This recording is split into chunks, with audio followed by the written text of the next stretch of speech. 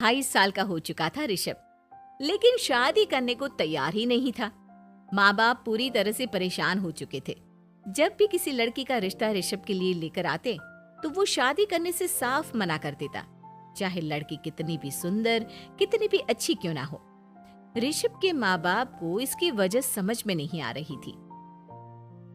अरे ऋषभ बेटा, अच्छी खासी नौकरी लग गई है, दिखता भी इतना अच्छा है, आखिर बात क्या है, तुझे शादी क्यों नहीं करनी?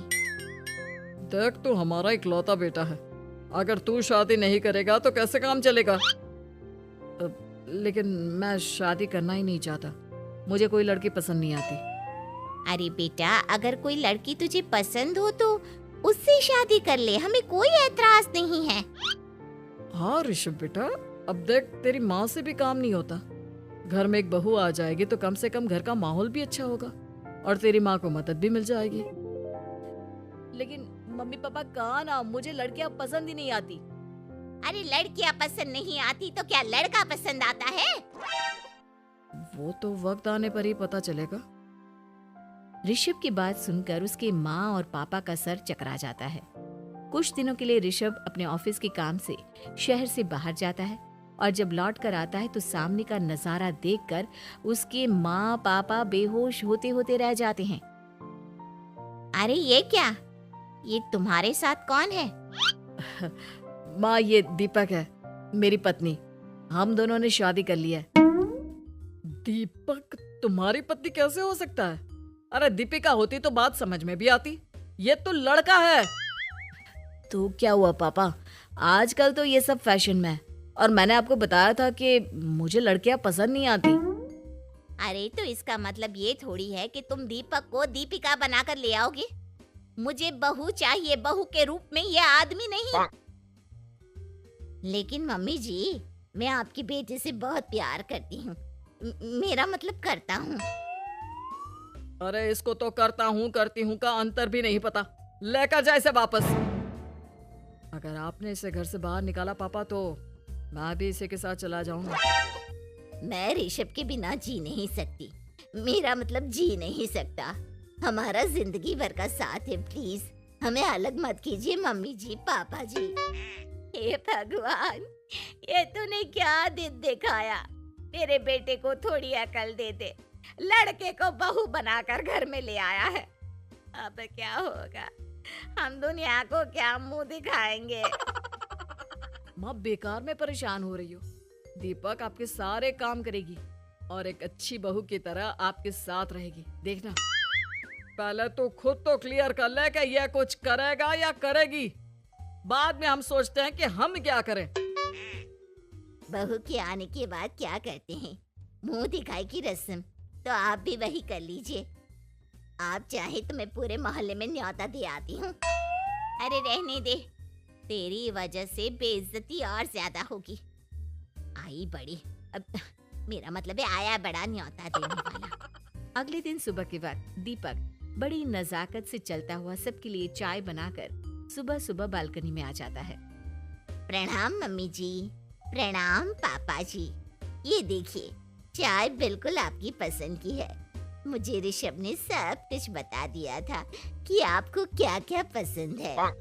हे भगवान, ये सब क्या हो रहा है? ये क्या नौटंकी है? नौटंकी कहाँ है? माँ देखिए तो, मेरा दीपक आपका कितना ख्याल रख रहा है। लाओ, अब जो भी है, जैसी भी है, चाय पियेंगे ही सही। थोड़ी देर के बाद, वैसे दीपक, चाय तो तुमने बहुत अच्छी बनाई है, चलो कुछ तो अच्छा हुआ।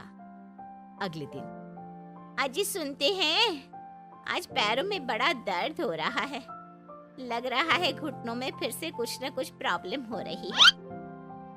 डॉक्टर ने वो दवाई दी थी, उसकी मालिश करो ना अपने घुटनों पर, आराम मिल जाएगा। वो क्या है ना, खुद के हाथों से ठीक से मालिश नहीं हो पाती।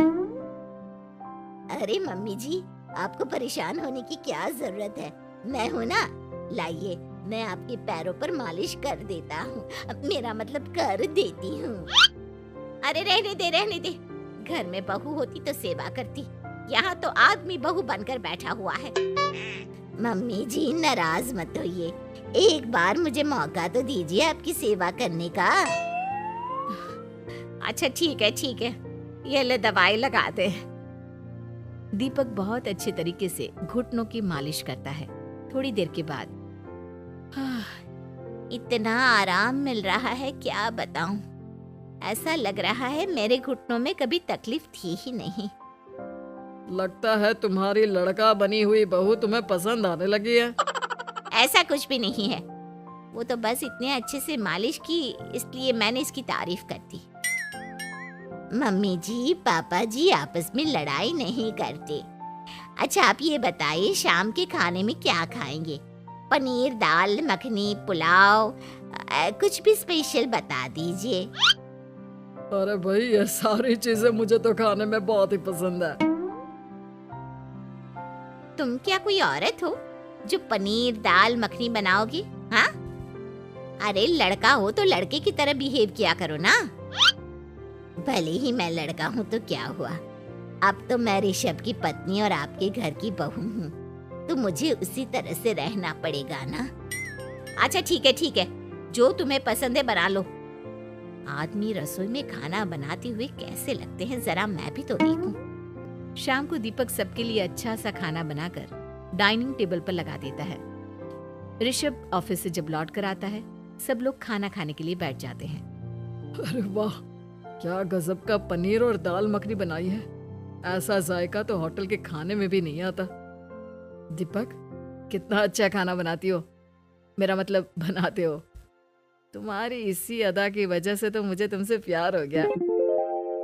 अरे बहुत हो गया, आदमी होकर आदमी से प्यार करते हो। अरे लेकिन कुछ भी कहो, जरा खाना खा कर तो देखो ऋषभ की माँ, मजा आ जाएगा। हाँ वैसे बात तो आपकी सही है, खाना तो वाकई में लाजवाब है। इतना स्वादिष्ट पनीर तो मैंने अपनी जिंदगी में नहीं खाया। कितना अच्छा होता अगर ये दीपक दीपिका होती। और फिर अगली सुबह कुछ ऐसा होता है जिसे देखकर ऋषभ के माँ और पापा ना केवल खुश होते हैं बल्कि हैरानी से उनकी आंखें फटी की फटी रह जाती हैं। उन्होंने जो नजारा अपनी आंखों के सामने देखा उसे देखकर उन्हें अपने आप पर भरोसा नहीं हुआ। सुबह का वक्त था, सब लोग बालकनी में बैठकर सुबह की चाय का इंतजार कर रहे थे। तभी रसोई में से एक बहुत ही खूबसूरत लड़की जिसके लंबे लंबे बाल थे और जिसने साड़ी पहनी हुई थी, हाथ में चाय की ट्रे लेकर वहां आती है। अरे ये कौन है? रातों रात हमारा लड़की बहू बन गया क्या? मुझे लगता है कोई सपना देख रहा है।